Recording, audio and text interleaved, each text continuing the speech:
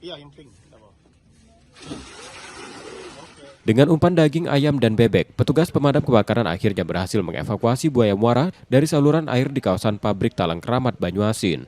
Buaya sepanjang sekitar 2,5 meter itu telah berkeliaran selama 2 pekan terakhir dan kerap muncul saat aktivitas pekerja pabrik berlangsung.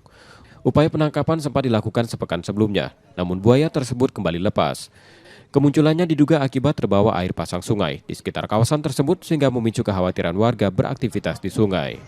Untuk proses penangkapan, kita menerima laporan sudah 2 minggu kurang lebih.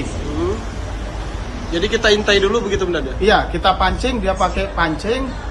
Pernah seminggu yang lalu dimakan, terus lepas. Lalu 2 hari kemarin, kita mendapat laporan bahwa buaya ini keluar, lalu kita melakukan evakuasi penangkapan. Buaya ini posisinya di mana waktu diamankan?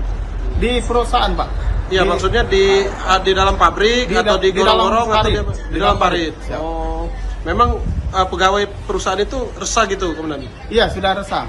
Dan mereka takut untuk melaksanakan kegiatan di perusahaan itu, Pak. Setelah dievakuasi, buaya muara yang dilindungi ini akan diserahkan pada Kementerian Kelautan dan Perikanan untuk dilepas liarkan. Reski Oktora, Muklas Diferensial, Kompas TV, Banyuasin, Sumatera Selatan.